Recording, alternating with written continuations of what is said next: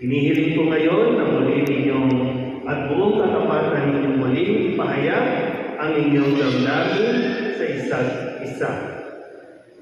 Violeta, bukal ba sa iyong loob ang iyong pagparito upang gulitain ang iyong pag-iisang dibdib ni Narciso at muling pakamamahalin at paglilingkuran habang buhay? Opo, Padre. Narciso, bukal ba sa iyong loob ang muli mong pagparito upang makaisang dibdib si Violeta na iyong muling pakamamahalin at paglilingkuran habang buhay? O Padre. Kayo ba ay nakahandang patuloy na alugain at palakihin ang mga anak, mga apo na ibinigay sa inyo ng Panginoon at maging mabubuting Kristiyano? Opo, Padre. Harap po sa isa't isa. Harap. Harap. Hawak kamay. Narciso at Violeta, kayo ay kanya-nais na muling sariwain ang pag-iisang dibdib sa harap ng Diyos at ng kanyang sambayanan. Pagdaupin niyo muli ang inyong mga palad at ipahayag ang inyong ngiti magtipan sa banal na sakramento ng kasal.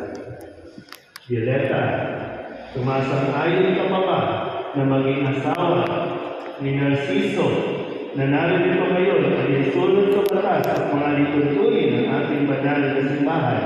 Opo, Padre. Buong puso mo pa ba ang pinagkakaloob ang iyong puso?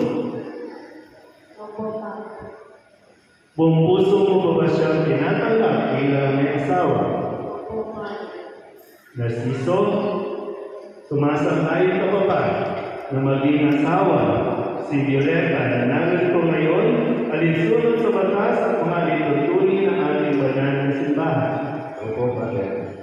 Buong puso mo pa ba ang pagkakaloob mo sa kanya ng iyong sarili bilang kanyang asawa? Opo, Padre. Buong puso mo pa ba siyang tinatanggap bilang may bahay? Opo, Padre.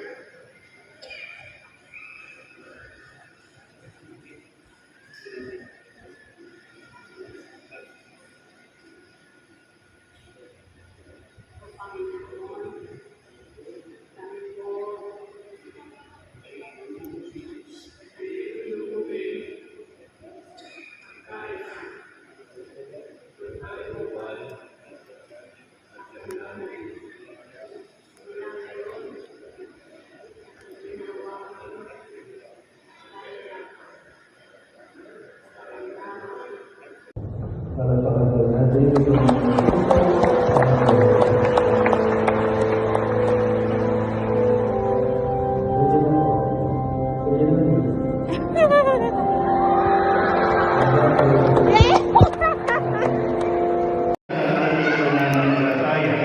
sumasasalat